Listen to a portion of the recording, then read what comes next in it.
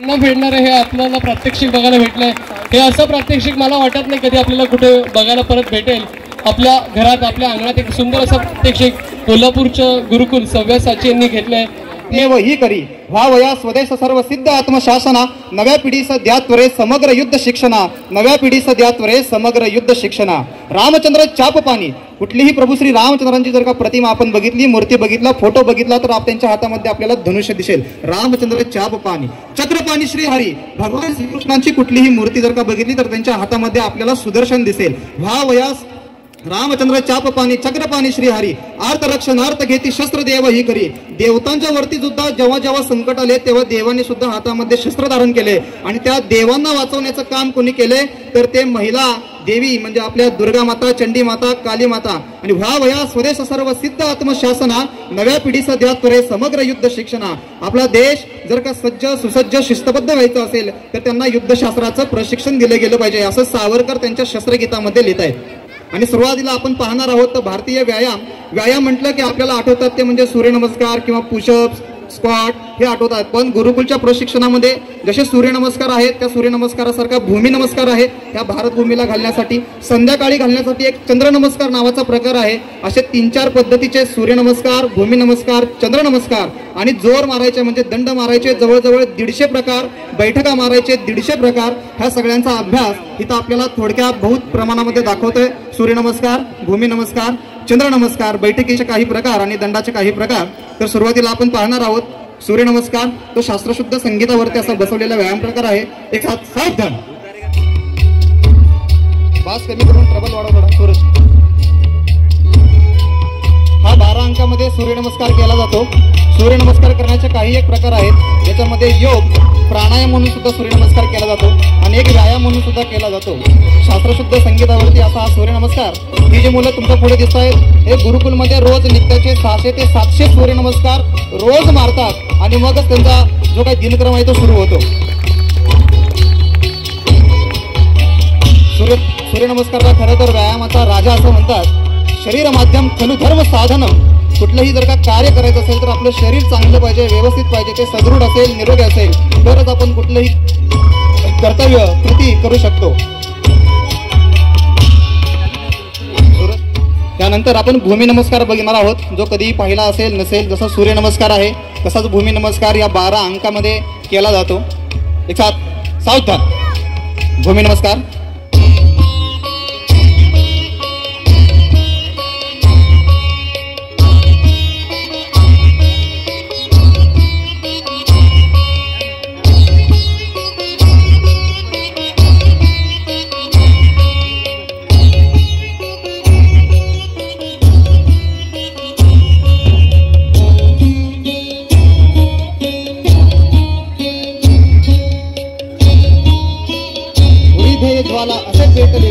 अशांना करी लाग तीना मशाली, रवी नित्य तेवे विना तेल वात, अशांची शिवाजी असे जन्म जात, अशांची शिवाजी असे जन्म जात. तर आपण बघणार आहेत बैठकीचे काही प्रकार. एक हात सावधान, एक हात बैठक केली स्थिती 1 2. ही आहे साधारण बैठक.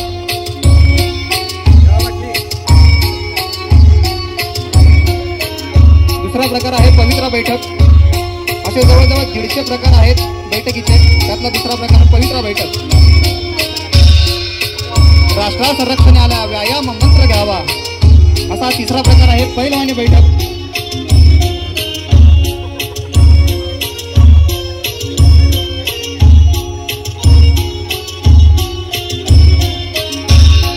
हे आहे हनुमान बैठक. प्रथम अभ्यास पाश्चिमात्यांनी आपल्याकडचा अभ्यास केला आणि याला नाव दिलं साईड सेटअप आणि ते परत आपल्याकडे आणून दिलं जिम मध्ये असेल आणि कुठे असेल तरी आहे हनुमान बैठक.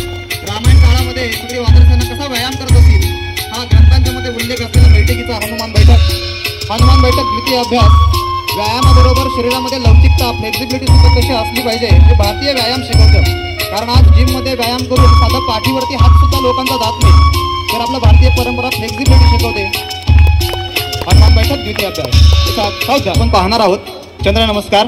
जसं सूर्यनमस्कार आहे, भूमी नमस्कार आहे, अगदी त्याच पद्धतीचा चंद्रनमस्कार आपल्याला पाहायला मिळेल.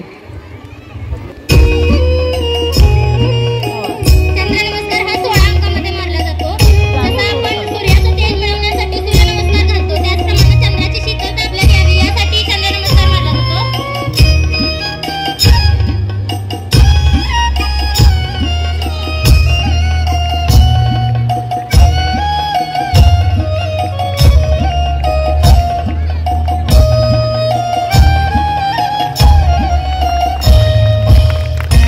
पाठीच्या मणक्याचा कुठलाही त्रास असेल काय असेल तर ह्या प्रकारचे दंड मारले जातात. तर तो आहे वृश्चिक दंड प्रथमाभ्यास. दंड प्रथमाभ्यास.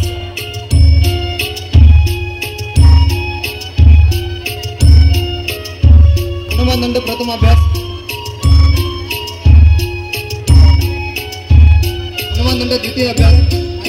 तिकडे रणरागिंसाठी जोरदार टाळ्या झाल्या पाहिजे.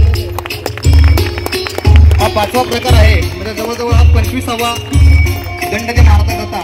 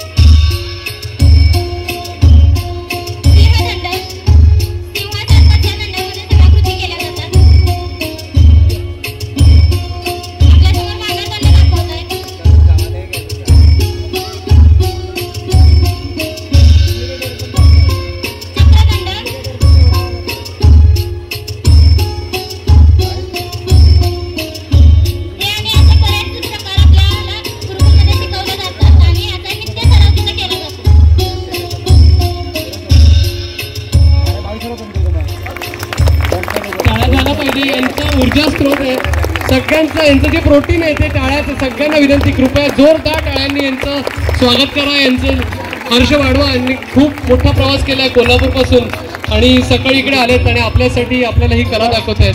टाळ्या. शस्त्र करणे शास्त्र मनवे ले चले राष्ट्रार्थ हम. धर्म के कुरुक्षेत्र सव्यसाची पार्थ हम. धर्म के कुरुक्षेत्र पर हे सव्यसाची पार्थ हम. अगदी तसंच एका हातामध्ये शस्त्र आणि एका हातामध्ये शास्त्र धारण करून शस्त्रांच्या मध्ये सगळ्यात पहिला प्रकार जो आहे तो म्हणजे दंड. त्यालाच आपण लाठी असं म्हणतो. एक लाठी काय करू शकते तर त्याचं हे सादरीकरण. लाठीचे सुद्धा विविध प्रकार आहेत ज्याच्यामध्ये ब्रह्मदंड आहे, न्यायदंड आहे. अशा विविध प्रकारामध्ये आता लाठी आपल्याला पाहायला मिळेल.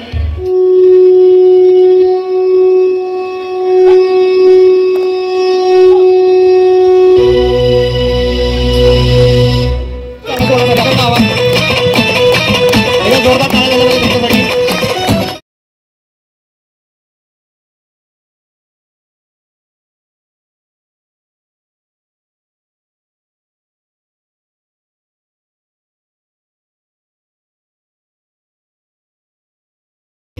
तू असे आज मावली समजा मुक्त कराया निर्माण निखळते.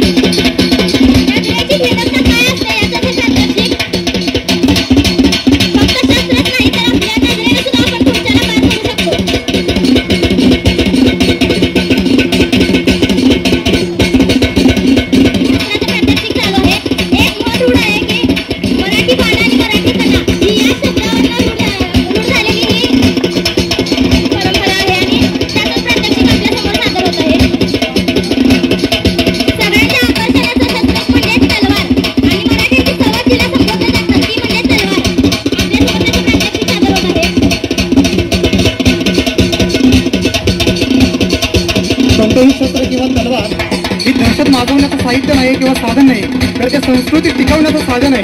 अशी ही तलवार पाहिली की आपल्याला त्या तलवारीमध्ये महाराणा प्रताप, पुण्यश्लोक छत्रपती श्री शिवाजी महाराज, संभाजी महाराज आणि अनेक क्रांतिकारक या तलवारीमध्ये आपल्याला पाहायला मिळतील. ही तलवार म्हणजे फक्त लोखंड नाही, हे खडगाचे धार लोचनी पट्टीशाची काया, करबुद्धीला शिवलसला का भिनटाची माया, हे वासुदेव विजयासारखी सायका समप्रज्ञा, खेळ नव्हे हा विद्या आहे मर्दानीची आज्ञा, खेळ नव्हे हा विद्या आहे मर्दानीची आज्ञा.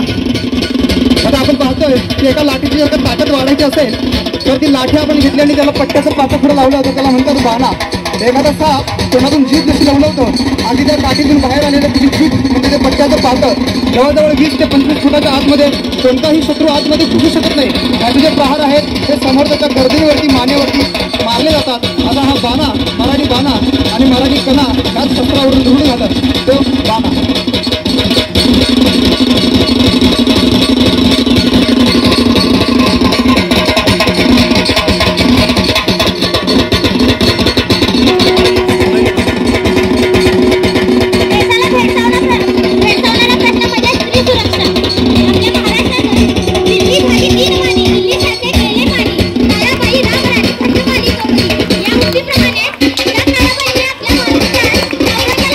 प्रमाणे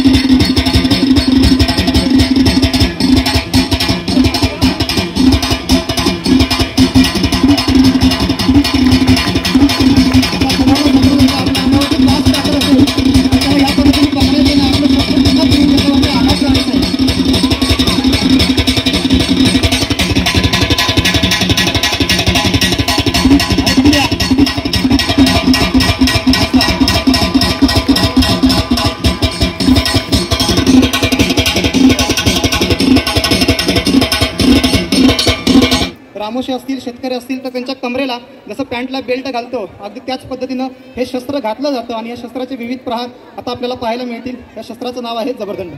आता आपल्यासमोर जे प्रात्यक्षिक सादर करणार आहे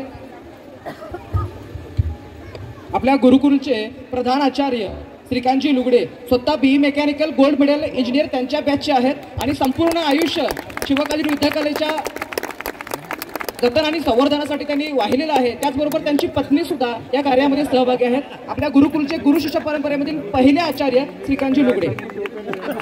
संगीत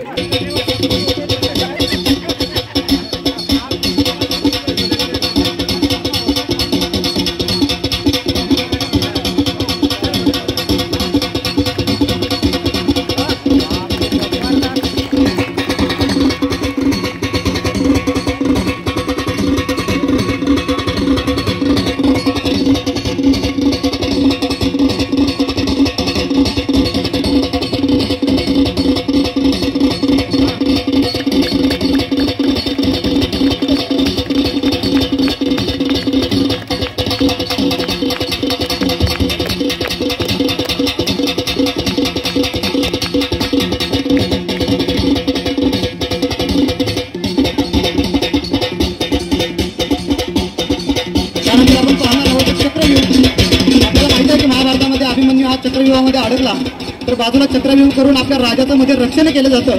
असं हे प्रात्यक्षिक चक्रव्यूह सुरू.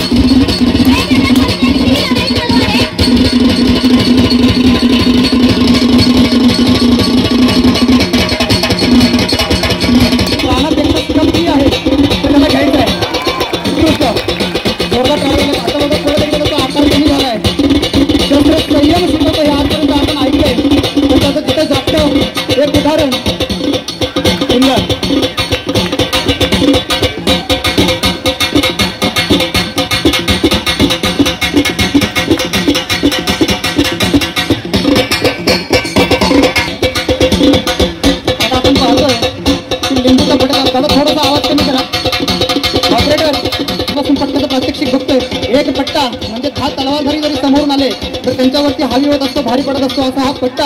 आणि आता आपल्यापुढे प्रात्यक्षिक होतं त्याला युद्धशास्त्राच्या भाषेमध्ये पट्टकाप असे म्हणतात. साधारणतः आपण पहिलं महायुद्ध, दुसरं महायुद्ध, पानिपतची सुद्धा लढाईचा जर का अभ्यास केला तर त्याच्यामध्ये आपल्याला पाहायला मिळेल की पट्टेकरांची खोळी प्रत्येक राजाकडे असायची. ज्यावेळी युद्ध खेळलं जायचं आपण कुठलेही ट्रॉय सारखे इंग्लिश पिक्चर बघितले, रेड चिप सारखे बघितलं तर आपल्याला बघायला मिळेल की झुंड झुंड खाली पडलेले असतात. त्यातले काही अर्ध मेलेले असतात आणि काही पूर्ण मरून पडलेले असतात. तर ते अर्ध मेलेले आहेत त्यांना पुन्हा मारण्यासाठी एक पट्ट्यांची फळी पाठीमागे असायची आणि जो अर्ध मेला त्याच्या छातीवरती पाय दिला की काय होतं, आपसूक त्याची मान वर यायची आणि त्याच पट्ट्यानं पायाखालून पट्टा काढला जायचा आणि त्याची मान उडवली जायचं. असं आहे लिंबूचं प्रात्यक्षिक म्हणतात आपण. लिंबू हा ठेवलेला आहे त्याच्या स्वरूपात आणि सर्व महिला वर्गाला माहिती आहे की हाच लिंबू स्रवत करत असताना गिरतीवरती किंवा सूर्यावरती सुद्धा 5 ते 6 वेळा त्याला घासावं लागतं. पण पट्टा ह्या शस्त्राचं प्रात्यक्षिकात तुम्हाला समजेल की एका फटक्यामध्ये त्या लिंबूचे सलग 2 भाग होतात. त्याचं सादरीकरण पट्ट्याचा पट्टकाप. आवाज थोडा आवाज वाढवा.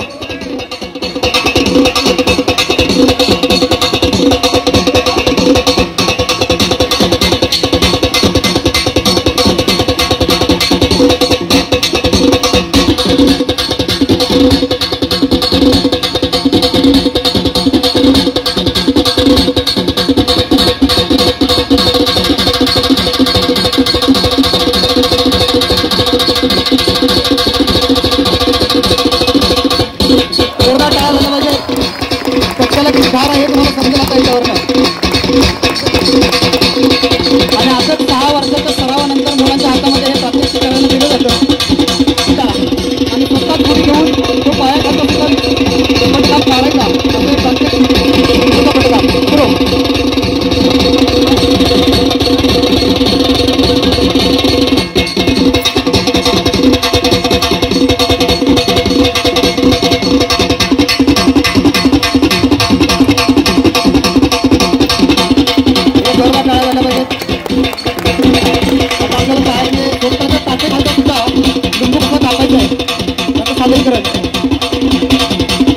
आपण समोर बसला आपल्याला एखादा शत्रू जर का पाठीमागे आला तर पुढे आमचा पाय कसा कापायचा असं प्रात्यक्षिक त्याचे घालता पुढे का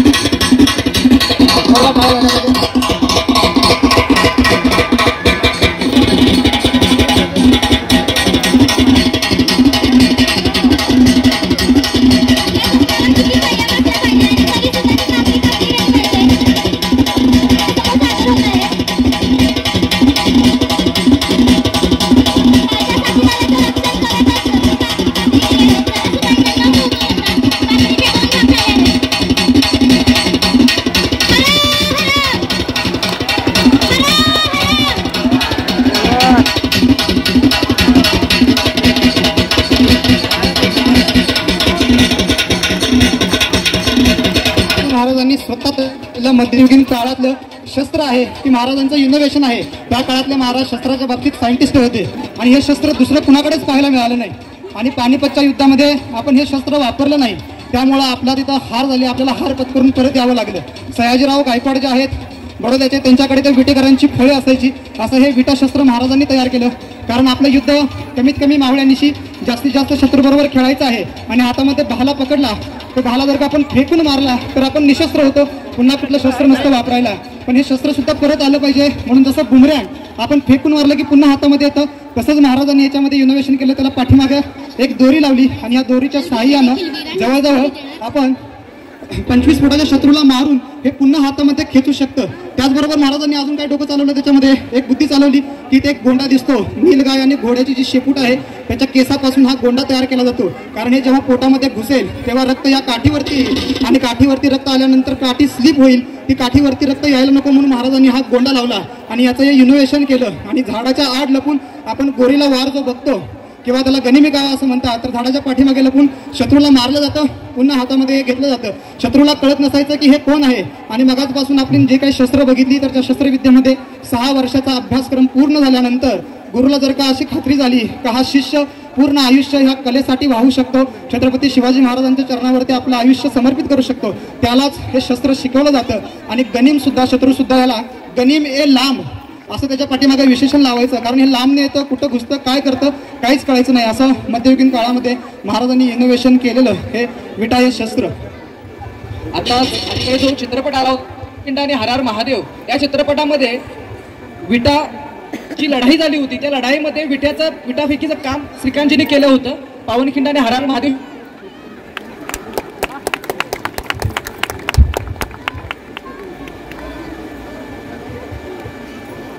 संगीत.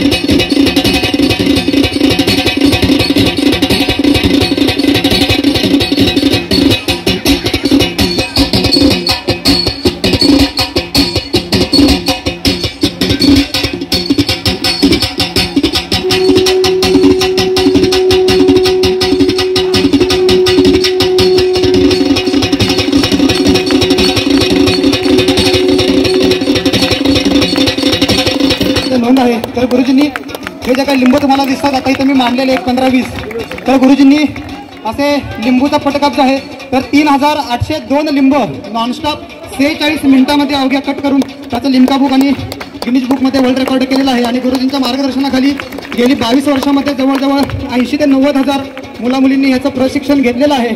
आता हे पटकाप शेवटचं प्रात्यक्षिक आहे, लिंबूचा पटकाप. आवाज देखील आवाज वाढव.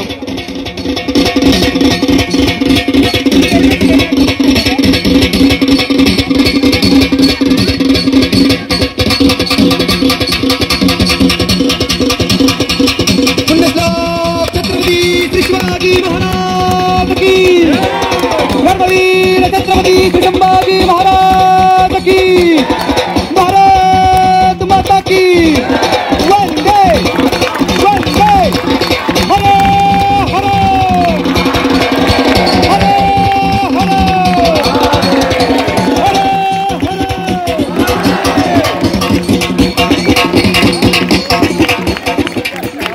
वसाहत आणि सार्वजनिक श्री गणेश जयंती उत्सव मंडळ यांच्या आम्ही ऋणी आहोत. सगळ्या ते गुरुकुलचे सगळे आहेत पार्टिसिपंट्स, त्यांना विनंती करतो की त्यांनी मंचासमोर यायचंय. तर भूक थोडी जास्त लागली पण टाळ्यांचा तुटवडा कमी नका पडू. जेवढी जास्त भूक आहे ना तेवढी जास्त टाळ्या वाजल्या पाहिजे. खूप सुंदर असा कार्यक्रम यांनी सादर केला. आणि तुम्हाला माहिती सांगतो मी, हे रात्रभर प्रवास करून आलेत, सकाळी आज पहाटे आलेत आणि आता पुन्हा दुसरी रात्र प्रवास करतील आणि आता सकाळी कोल्हापूरला जातील. तर त्यांच्या श्रमासाठी तरी एकदा जोरदार टाळ्या झाला पाहिजे. बोला छत्रपती शिवाजी महाराज की जय भवानी, जय जय जय जय जय भवानी.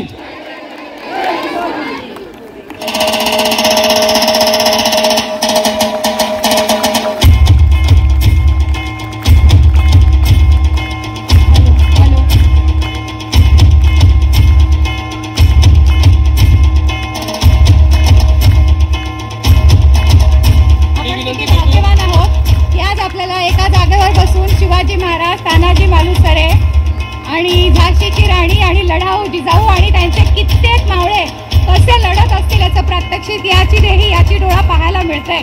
खूप जोरदार टाळ्याने त्यांचं अभिनंदन करूया आणि त्यांना खरंच आमच्याकडून सलाम की एवढ्या लहान वयात तुम्ही हे इतकं करताय.